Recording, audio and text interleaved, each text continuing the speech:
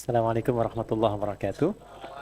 Alhamdulillah, wassalatu wassalamu ala rasulillah Nabiyyina wa sayyidina Muhammad ibn Abdullah wa ala alihi wa sahbihi wa man walah wa ba'd. Teman-teman, saudara-saudariku, semoga pagi menjelang siang ini kita semua diberkahi oleh Allah Subhanahu wa taala, dan dengan keberkahan itu kita mendapatkan kebaikan-kebaikan dalam hidup yang menjadi bekal terbaik untuk kembali kepada Allah Subhanahu wa taala. Ada beberapa waktu, tempat, keadaan yang diistimewakan di dalam Islam karena hikmah-hikmah tertentu. Ada yang sifatnya evaluatif, ada yang sifatnya anugerah pemberian nikmat, ada yang sifatnya pelatihan, bekal-bekal yang mendukung potensi-potensi kesuksesan kita dan kebahagiaan hidup kita.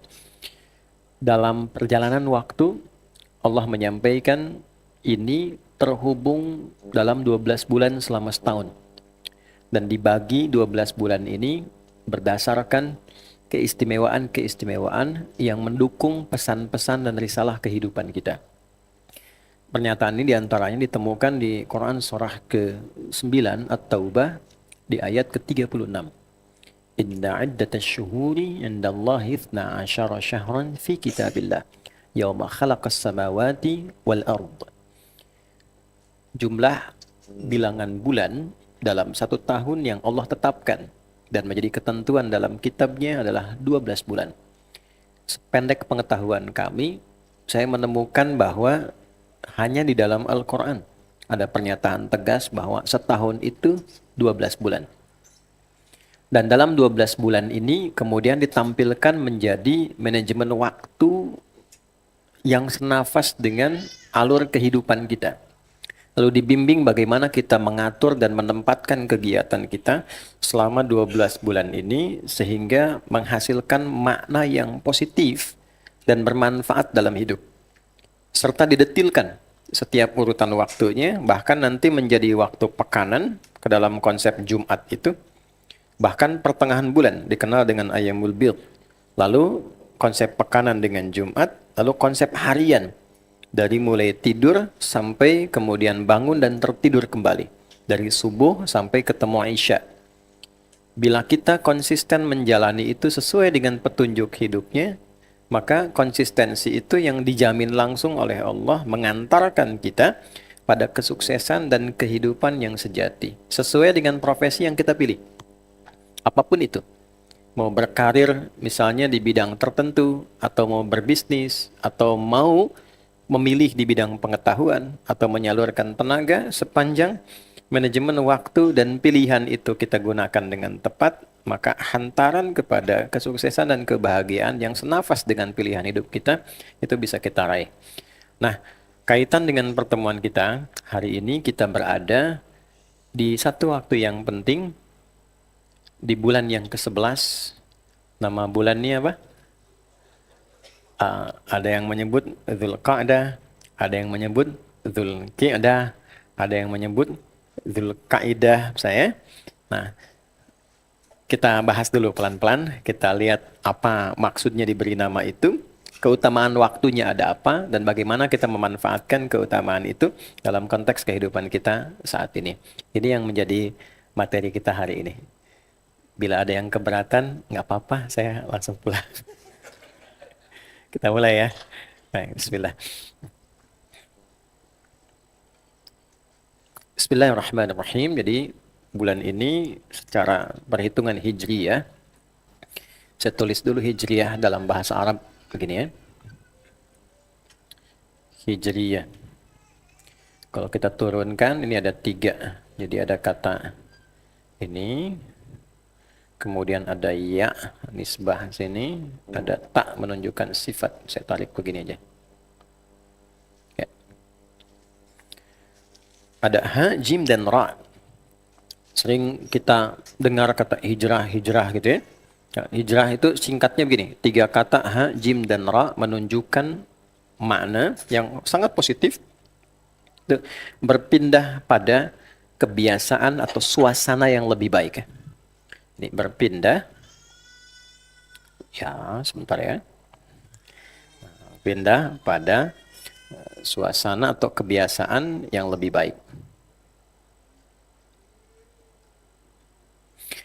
Asalnya tidak harus menuntut pindah tempat, kecuali di tempat itu tidak kondusif mendorong kita untuk bisa berbuat baik.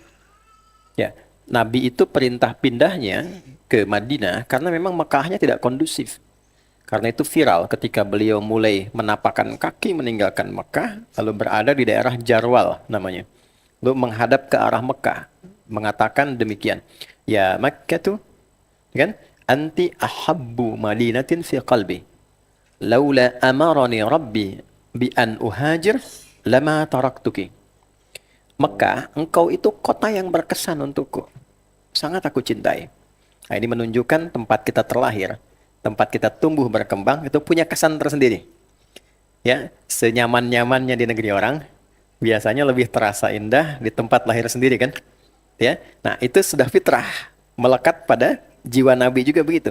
Nah, tapi poinnya begini, laula amarani rabbi bi an nuhajir, kalaulah Allah nggak perintahkan aku mendapatkan suasana tempat yang lebih baik untuk kepentingan risalah ini, untuk berhijrah ini, lama taraktuki, aku pasti tidak akan meninggalkanmu. Jadi terkadang ada satu kenikmatan, kemapanan, kenyamanan dalam satu lingkungan hidup kita, tapi kenyamanan ini tidak membuat pandangan baik di hadapan Allah. Tidak menjadikan penilaian positif di hadapan Allah. Maka hukumnya, ikutkan keinginan kita pada keinginan Allah. Itu rumusnya. Jangan paksakan keinginan Allah ditarik menjadi keinginan kita. Maka nanti kecewanya akan mendalam, lelahnya akan sangat.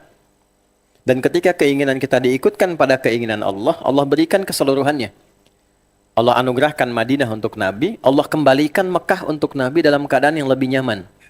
Coba dikembalikan lagi kan ke Mekah.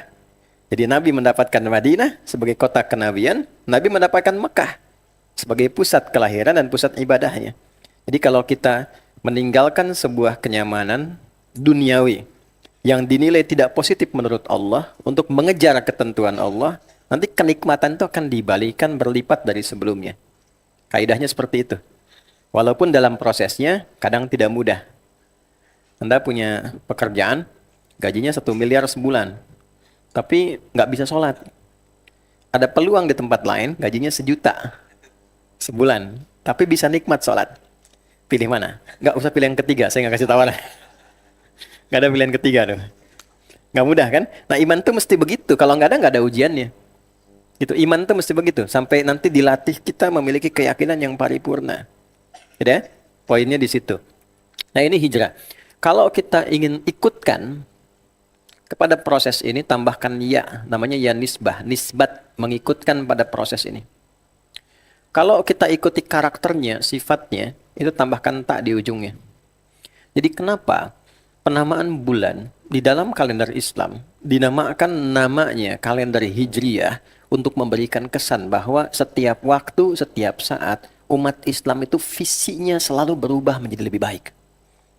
Jadi bukan hanya nunggu setiap tahun, tidak. Setiap hari umat Islam itu selalu berusaha menata diri agar menjadi semakin lebih baik. Jadi suami yang lebih baik. Jadi istri yang lebih baik. Jadi anak-anak yang lebih baik. Kalau bekerja lebih baik. Itu tiap hari dilakukan.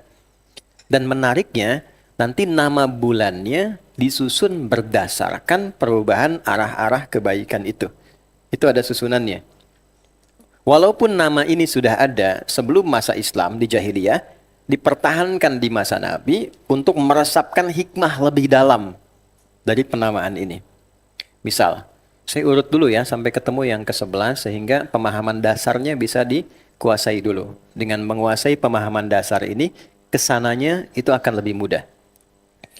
Misal, bulan yang pertama disebut bulan apa namanya? Bukan. Jangan maksa. Bukan Muharram ya, tapi Al-Muharram. Nggak pakai Al. Kalau L baru nikah kemarin. Al.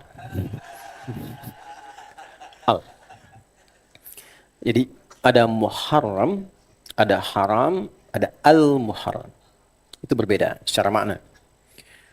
Kalau ingin kita katakan segala yang diharamkan, segala yang dilarang, itu namanya muharram. Apa namanya? Muharram. Misal, mencuri itu muharram, dilarang, nggak boleh. Berdusta itu muharram. Mabuk itu muharram. Oke, itu nggak boleh. Hukumnya disebut haram. Hukumnya disebut apa? Haram. Haram itu asalnya seakar dengan kata hurmah. Diserap ke dalam bahasa Indonesia hormat. Ya. Kenapa hukum haram muncul? Hukum haram itu asalnya secara filosofis dihadirkan bukan ingin membatasi perilaku seorang hamba, bukan. Tapi menjaga kehormatan seorang hamba supaya tidak runtuh di hadapan Allah. Tidak jatuh di hadapan manusia.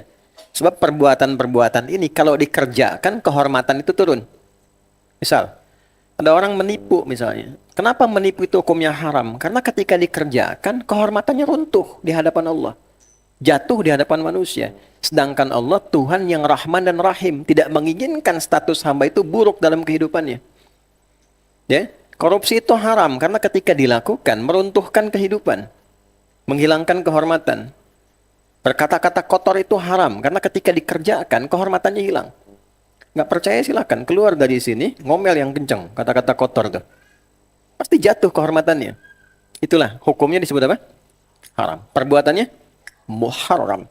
Nah, jika kita ingin mengevaluasi diri misalnya, mengeluarkan segala hal-hal yang haram, memulai untuk melepaskan dari segala hal yang terlarang, karakter yang kurang bagus yang melekat pada diri kita yang ingin kita rubah jadi lebih baik, tambahkan untuk menunjuk waktu al di depan katanya. Al-Muharram. Kalau ingin hijrah, berusaha menjadi lebih baik, maka yang harus dilakukan adalah berusahalah di waktu ini untuk berevaluasi diri dengan meninggalkan segala perbuatan-perbuatan yang kurang baik yang mungkin selama ini dikerjakan. Itulah kenapa bulan pertama disebut apa? Al-Muharram. Jadi hijrah itu bukan persoalan masuk kajian tertentu, masuk kelompok tertentu, masuk masjid tertentu, pindah ke tempat tertentu, bukan itu poinnya. Kan? Poinnya adalah bagaimana kita memulai diri dengan meninggalkan segala sifat dan sikap yang dinilai kurang baik oleh agama. Jelas ya? Baik, jadi ini poinnya. Bulan kedua, masih ingat? Safar. Safar, Safar. Apa artinya safar? Safar itu 0, kosong. Kosong, sifra. Safar, 0, kosong. Dulu, di era jahiliyah, bulan ini dinamakan safar karena kebanyakan pemuda laki-laki itu merantau. Keluar. Ya, sebelum Bang Iko Uwais bikin film merantau itu, orang jahiliyah udah merantau duluan tuh. Dia keluar. Ada yang ke daerah Syam. Syam itu 4 negara sekarang. Syria, Lebanon, Palestina, Jordan. Itu Syam wilayahnya. Ada yang ke Yaman. Ya, berangkat. Jadi itu nanti diabadikan informasinya di Quran surah Al-Quraisy itu. Li'ilafi Quraisy. Ilafi merihlatas syita wassaif. Jadi kebiasaan merantau. Ada yang berdagang dan sebagainya. Keluar itu ya. Nah karena banyak yang keluar, Mekah dulu kan nggak seperti Mekah sekarang. Ya, sekarang kan ramai betul kan penduduknya. Dulu kan ya kita bisa katakan masyarakatnya terbatas, tinggal di rumah-rumah terbatas di area Ka'bah. Jadi kalau keluar tuh kelihatan kayak kosong tempatnya. Maka waktu-waktunya merantau yang membuat komunitasnya jadi lebih berkurang, seakan tempatnya terasa kosong, bulannya dinamakan dengan apa? Sifra. Di masa Islam, kata ini dipertahankan untuk menunjuk esensi hijrah. Apa cirinya orang berhasil hijrahnya? Salah satunya ketika kekurangan-kekurangan, ketidakbaikan-ketidakbaikan berhasil kemudian dieliminasi, dikurangi satu-satu sehingga karakter yang negatif itu menjadi kosong. Jelas ya?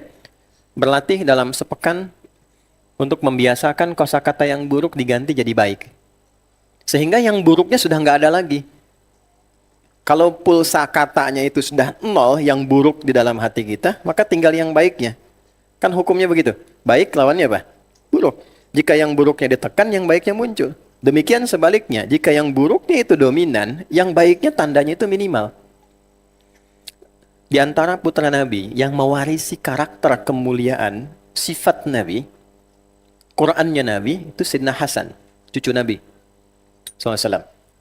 Baik ya? Hasan bin Abi Thalib radhiyallahu ta'ala anhuma. Yang mewarisi fisiknya Nabi, ketampanannya, kekuatan itu Sayyidina Husain.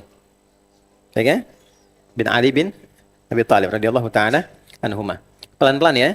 Al-Hasan itu saking baiknya pribadinya, setiap kata yang keluar dari lisan beliau itu kata-kata yang sangat mulia. Dan sulit menemukan kata-kata yang tidak baik. Di era fitnah yang sangat dahsyat, fitnah kubra itu, saat keluarga Nabi banyak dicela. Bahkan di mimbar-mimbar itu karena fitnahnya begitu tajam dan besar, itu sangat tidak masuk akal. Ada orang yang mudah mencela. Satu kali, Al-Hasan dan putranya dalam satu riwayat ya, silahkan nanti divalidasi dalam sejarah, sedang jalan. Itu caci maki. Caci maki habis dia, beliau diam. Nah, perhatikan komentar anaknya nih, putra beliau. Jadi begitu orangnya pergi, anaknya berkomentar begini, "Ya abati lima lam tarud." Ayah, demi hormat dan sayang Nanda pada ayah, ya kan? Mengapa ayah nggak balas? Untuk sekedar mengatakan, saya nggak begitu, nggak seperti yang kau tuduhkan misalnya. Kenapa nggak dibalas ayah? Perhatikan kalimatnya ya. Fa ana la adri kaifa arud. Ayah tuh nggak tahu jawabnya gimana. Saking tidak menemukan kosakata yang negatif untuk merespon itu. Takutnya gini, takutnya keluar kata, saya nggak seperti yang Anda duga pun takutnya berpikiran nggak baik.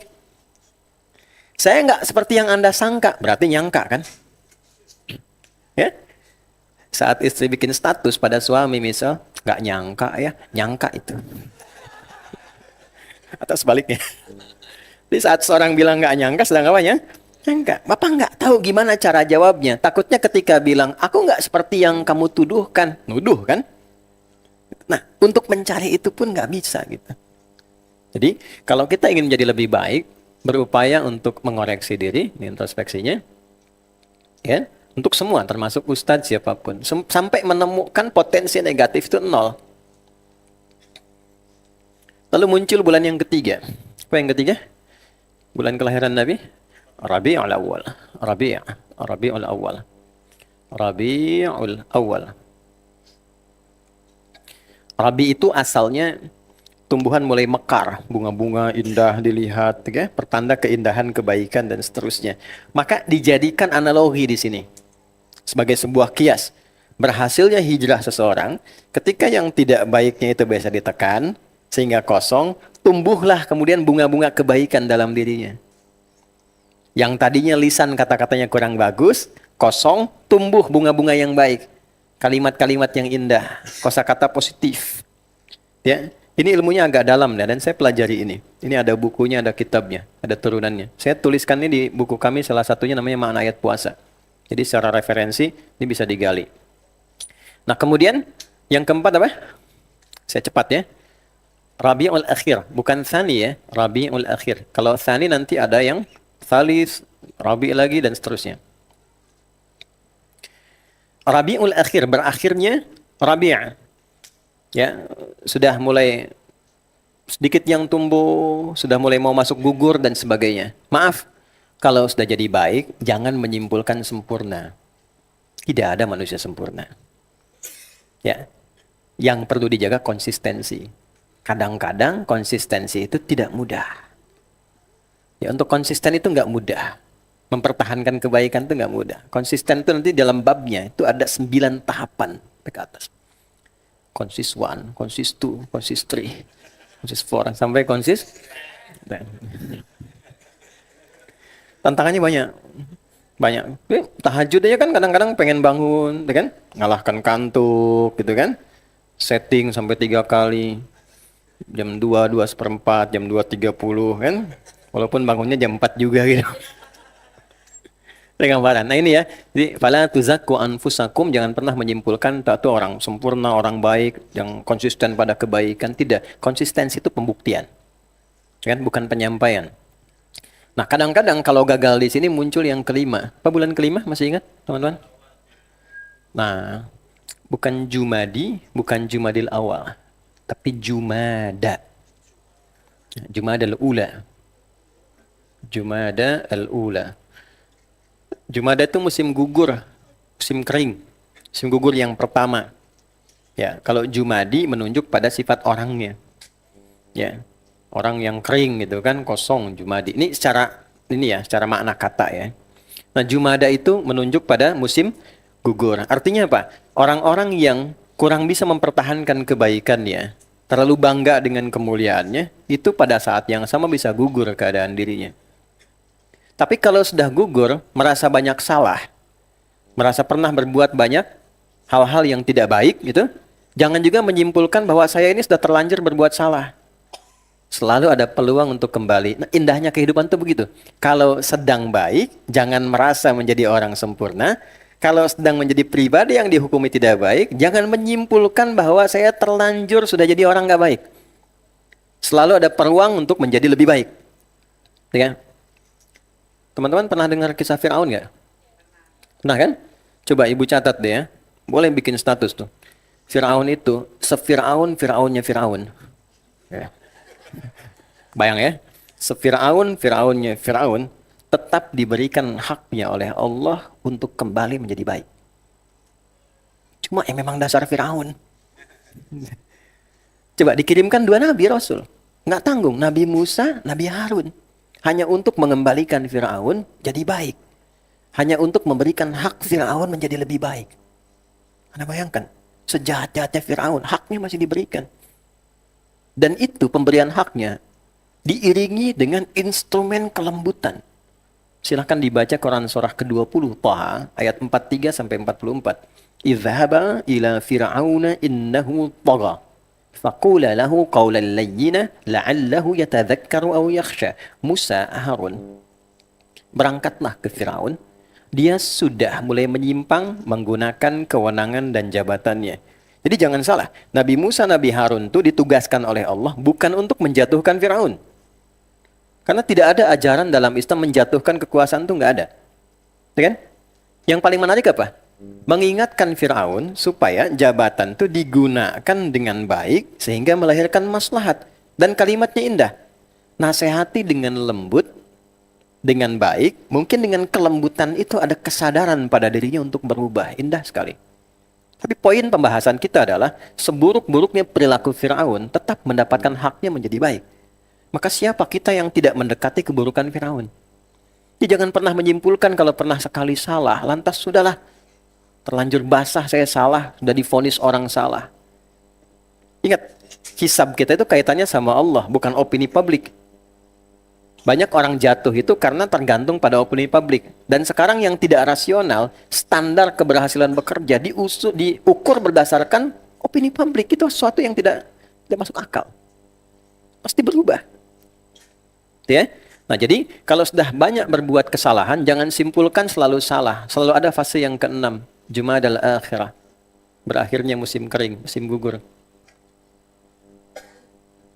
Ini yang dimaksud Quran surah ke-39 ayat 53. Qul ya ibadiyalladzina asrafu ala anfusihim la taqnatu min rahmatillah. Muhammad katakan, viralkan pada hamba-hambaku yang mungkin telah mengoleksi banyak kejahatan dalam hidupnya. Jangan menyimpulkan bahwa tidak ada kesempatan menjadi baik. Jangan putus asa dari rahmatku.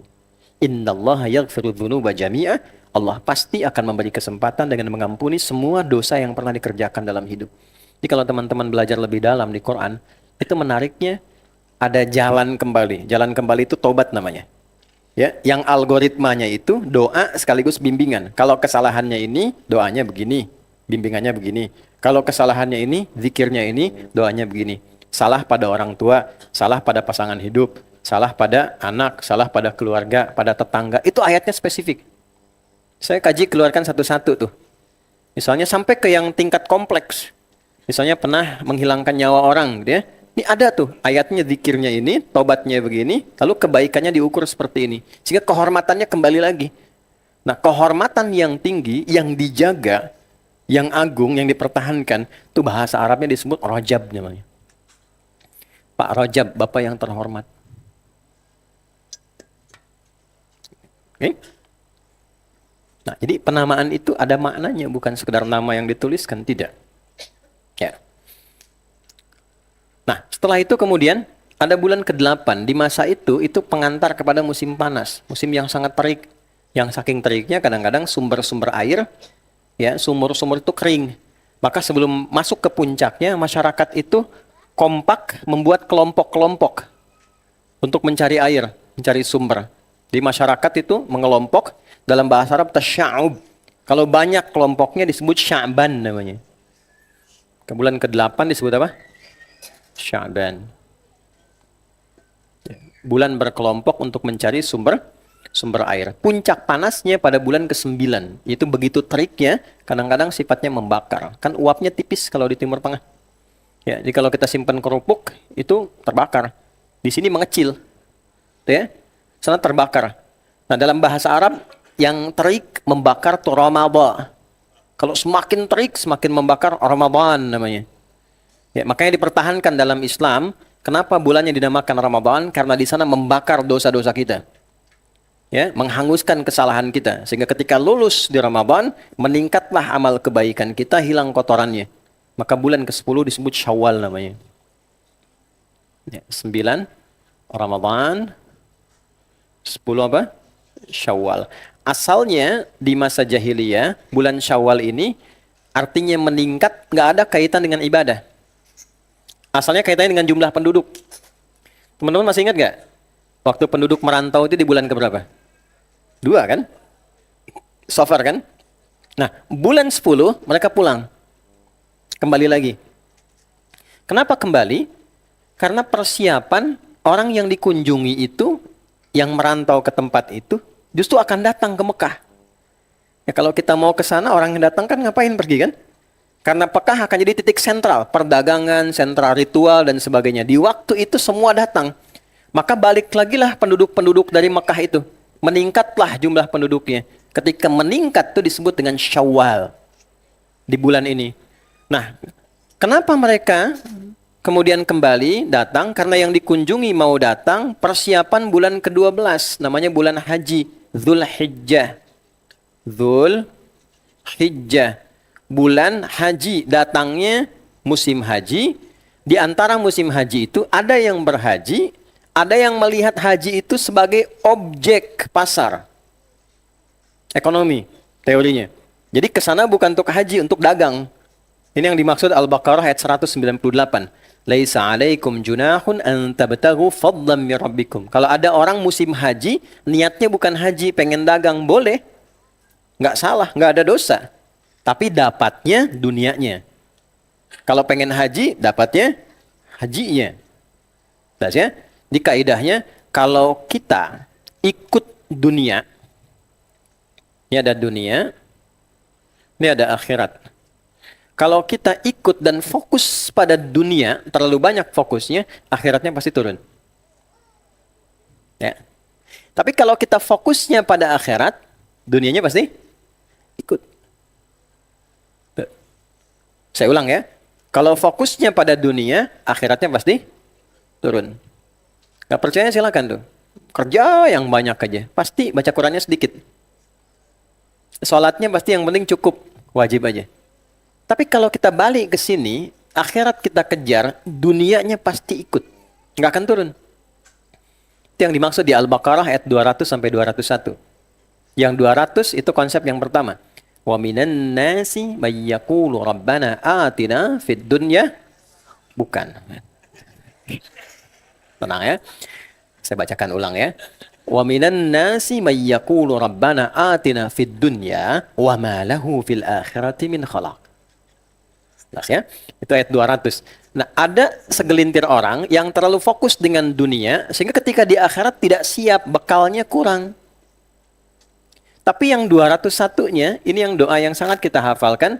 Wa minhum may yaqulu rabbana atina fid dunya hasanah wa fil akhirati hasanah wa qina adzaban nar. Jadi Allah itu kenapa mendahulukan dunia ini untuk merubah perspektif kita? Persepsi kita dirubah supaya punya perspektif begini. Dunia itu instrumen untuk mendapatkan kebaikan akhirat. Jadi alat mendapat akhirat itu ya dunia. Jadi nggak mungkin mendapat akhirat, meninggalkan dunia itu mustahil. Tidak mungkin. Nah, kalau kita beraktivitas dunia untuk menempatkannya sebagai alat meraih akhirat dengan ibadah, dunianya nggak akan tertinggal. Tetap silakan jadi direktur, tetap direktur. Bekerja, tetap kerja. Tapi orientasi pekerjaan kita ketika mengumpulkan harta untuk kepentingan akhirat. Apa diantaranya? Menafkahi keluarga. Nafkah itu kan ibadah. Nafkah itu bukan rutinitas. Nafkah itu ibadah, akhi.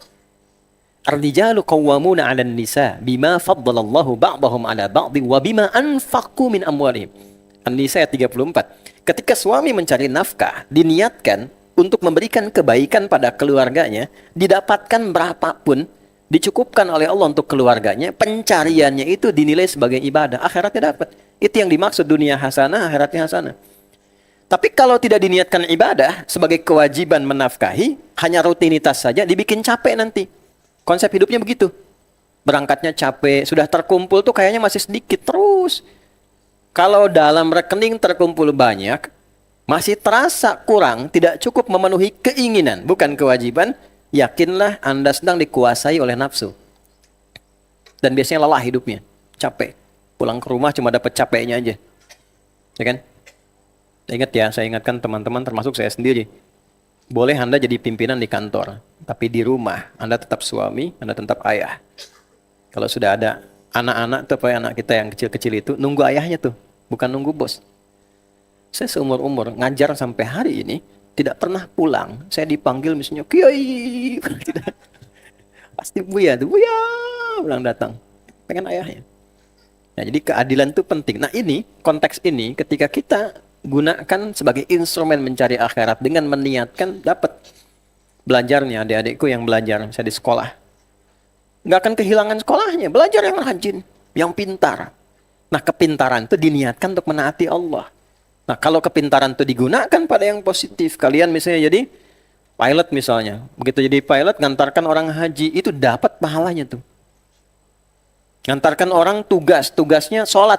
Nah, ketika dia sholat di tempat itu, dapat pahalanya. Ada yang arsitek, bikin jalan misalnya, sipil tuh. Jalannya dipakai oleh orang berbuat baik. Kita mau lewat nih, ikut kajian. Lewat jalan itu, dapat investasinya, aktif akhiratnya dapat di sini. Nah, konsepnya seperti itu. Itu yang dimaksud dengan ini, konteks ini. Syawal ke Dzulhijjah. Karena mau datang banyak di sini, akhirnya memilih menunggu. Nah, semakin dekat ke puncaknya, dari 3 bulan ini namanya Ashhurul Hajj. Ashhurul Hajj atau Ashhurum Ma'lumat namanya. Bulan yang sudah diketahui di kalangan orang Arab menuju puncak haji. Ditemukan di Quran surah kedua Al-Baqarah di ayat 197. Paling kanan sebelah atas di mushaf tuh. Al-Hajju Ashhurum Ma'lumat. Puncak haji di Dzulhijjah itu disiapkan di bulan-bulan yang telah diketahui di kalangan masyarakat. Nah, karena Syawal sudah mulai banyak datang, penduduk meningkat, musim haji makin dekat, akhirnya Akamsi, ya, anak kampung sini atau kampung Mekah itu, karena sudah orang banyak datang ke sini, mereka memilih duduk santai. Santai aja, yang penting nunggu dulu ya. Mereka akan datang kok ke sini, ya kan? Duduk santai dalam bahasa Arab disebut Dzulqa'dah. Nggak pakai oh. Kalau duduknya singkat, duduk, bangun lagi gitu kan? Duduk sebentar terus bangun. Kayak sekarang orang Arab duduk nunggu, begitu orang haji datang mereka liburan keluar kemana, maka berubah harokatnya dari i jadi a. Dzulqa'dah. Duduk singkat qa'dah, duduk santai qi'dah. Nah, ini bulan keberapa? 11 kan? Oke. Bulan ke-11, bulan ke-12, bulan ke-1 dan bulan ke-7 ini dikategorikan dalam Al-Quran sebagai bulan evaluasi, bulan introspeksi. Namanya Arba'atun Hurum, bulan menjaga kehormatan. Ini ditemukan di Quran surah 9 tadi, di ayat yang ke-36. Nah, sekarang kita sedang berada di bulan yang ke-11 ini. Maka konteks kajian ini adalah bagaimana mengeluarkan petunjuk beramal di bulan 11 ini, sehingga dengan petunjuk itu merubah pribadi kita menjadi lebih baik dan siap kita menjalani lembaran baru kehidupan dengan lebih mulia dibandingkan hari-hari sebelumnya. Itu mukaddimah yang ingin saya sampaikan. Kita belum mulai nih ya. Mulainya di sini. Tadi pengantar sebentar. Jadi saya ingin bangun akar pemahamannya dulu sehingga tahu bahwa di bulan ini tuh ada ini loh gitu, ada momentum ini. Jelas ya? Bisa dipahami? Baik, kalau jelas paham kita cukupkan kajian. Izin saya sesuaikan ya. Sekarang kita mulai di sini. Kita masuk ke sini. Dasar Qurannya dulu. Surah 9 ayat ke-36. Nanti saya bacakan hadisnya. Sudah? Bismillah. Inna iddatas syuhuri 'inda Allah 12 syahran fi kitabillah yawma khalaqas samawati wal arda minha arba'atun hurum. Baik, teman-teman, fokus sebentar. Allah meminta kita sebagai seorang muslim untuk mengatur waktu-waktu yang Allah sediakan bagi kita beraktivitas sesuai dengan kegiatan yang telah kita pilih. Bahasa singkatnya, jadi muslim itu pasti teratur. Jangan sampai ada waktu-waktu yang kita lalui tanpa perencanaan yang terukur. Ya, minimal dibagi itu setahun. Dalam setahun ada 12 bulan kita bagi. Kalau Quran tuh bahasanya 4 bulan itu kita merencanakan, 4 bulan mengeksekusi, 4 bulan mengevaluasi. Silakan dibagi, bisa di-combine, bisa dibagi misalnya, langsung 4. Dulu waktu kita belajar itu kan, masa-masa kami ya, sekolah, itu ada catur bulan kan. Setiap 4 bulan terima rapot ya. Ya kan? Itu kan menarik sebetulnya. Tiap 4 bulan dievaluasi, ada catatan dan sebagainya. Nanti naik ke atas ada per semester gitu kan. Nah sebetulnya dalam kehidupan begitu. Quran mengajarkan jangan sampai semuanya bekerja aja, evaluasinya nggak ada. Berumah tangga begitu aja, koreksinya nggak ada, konsepnya nggak ada. Dalam Islam tuh nggak ada kehidupan yang nggak terkonsep tuh nggak ada. Bahkan kadang diisyaratkan dalam nama-nama ibadah. Ibadah itu nggak ada yang hampa makna. Konsep Shakespeare itu nggak ada dalam Islam. Apalah arti sebuah nama gitu. Tidak. Semua nama berarti dalam Islam tuh.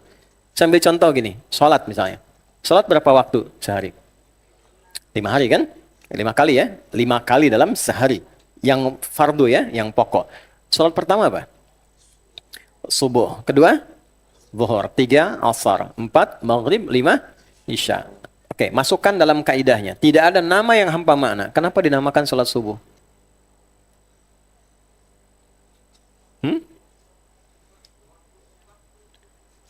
Ya, waktunya.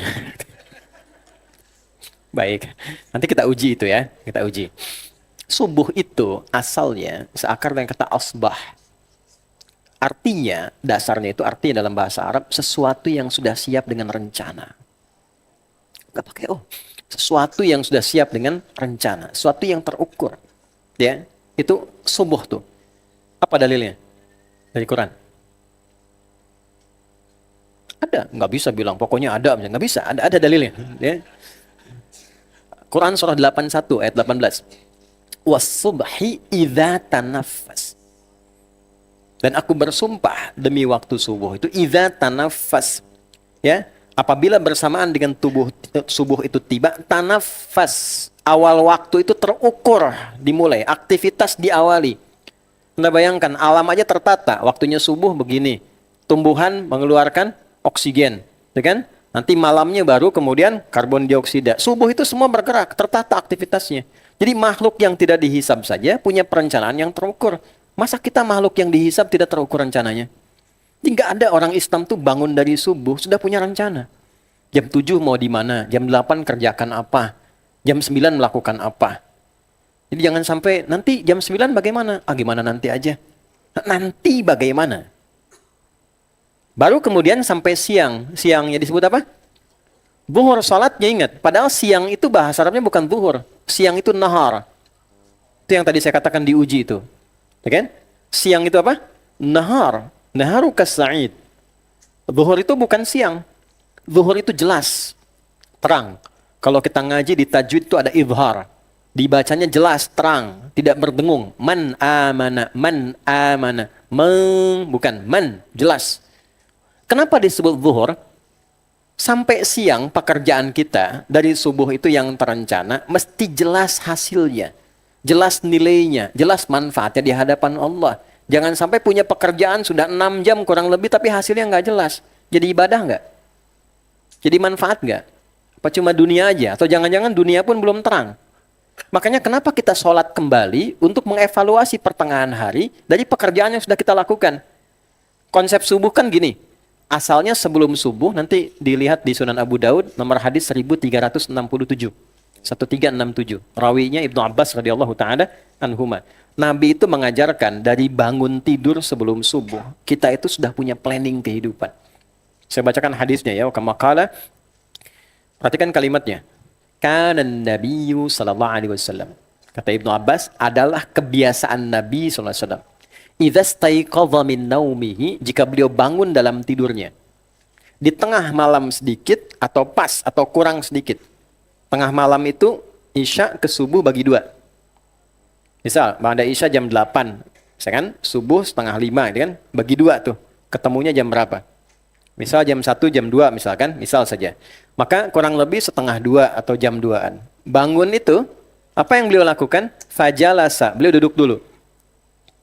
Mengalirkan dulu aliran darahnya dengan tenang, baik, ya. Yang mengajar di TPQ, yang di TK atau anak-anak, tolong diluruskan ya liriknya. Bangun tidur, terus duduk. Duduk. Nabi mengajarkan duduk dulu. Nggak ada orang bangun tidur langsung mandi. Tidur mandi. Duduk. Ya. Setelah itu apa? Baru kemudian famasaha biyadihi min athari naumi. Lalu menghilangkan bekas ngantuknya dulu dengan bagian tangannya yang bersih. Nah, sebelum berdoa. Jadi berdoa itu dalam Islam dilakukan dalam keadaan sadar. Bukan ngantuk. Ada makna di dalamnya. Ya kan? Jadi ketika kita mengucapkan alhamdulillahilladzi ahyana ba'dama amatana wa ilaihin syur. Terima kasih ya Allah memberi aku kesempatan hidup kembali di hari ini. Walaupun mungkin kau bisa wafatkan aku sesuai ajalku saat aku tidur tadi. Perhatikan, ini mahal. Wa ilaihin nusyur. Aku berjanji di hari ini akan mencari bekal yang lebih baik sebagai persiapan kembali padamu. Itu maksudnya. Jadi kalau kita ucapkan dalam keadaan sadar, itu kenikmatannya tinggi, motivasinya kuat. Baru setelah itu menyiapkan agenda faqara akhawatima Ali Imran. Maka beliau membacakan 11 ayat terakhir di surah Ali Imran. Ayat 190 sampai ayat 200. Itulah yang saya maksud planning kehidupan. Inna fi khalqis samawati wal ardi wa ikhtilafil laili wan nahari la ayatil liulil. Jadi baru bangun sudah diminta jadi ulul albab. Ulul albab itu pribadi yang paham esensi hidup. Kenapa sih Anda kesini? Kalau Anda merasa tidak ada manfaatnya, nggak mungkin Anda datang. Kenapa Anda memilih pekerjaan itu? Kalau tidak mengerti ada manfaatnya, nggak mungkin dipilih kan? Itulah ulul albab. Ada orang yang baru disebutkan kalimat, ini ngerti, oh kesini arahnya.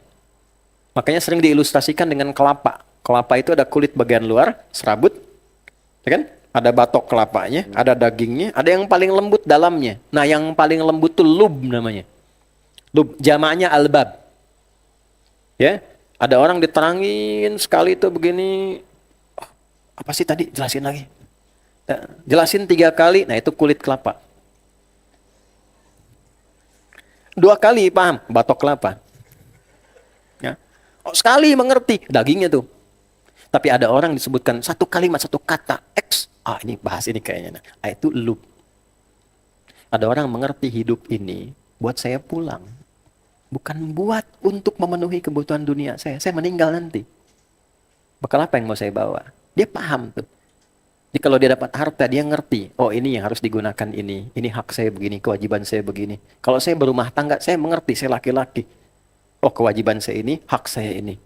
Jadi mengerti, sangat memahami esensi dari setiap kegiatan yang dia lakukan. Itulah ulul albab. Baru bangun tidur, satu-satunya agama yang meminta penganutnya cerdas. Saat awal bangun tidur, memahami esensi setiap pekerjaan, itu Islam. Nah, menjadi seperti itu bagaimana? Alladzina yadhkuruna Allaha qiyaman wa qu'udan wa 'ala junubihim wa yatafakkaruna fi khalqis samawati wal ardh. Menyeimbangkan zikir dengan fikir. Jadi fikirnya ada, zikirnya jalan. Nah, fikir itulah merumuskan kegiatan sebelum kita lakukan. Jadi ketika akan berkegiatan di hari ini, idealnya malam sudah disiapkan. Bangun tidur sudah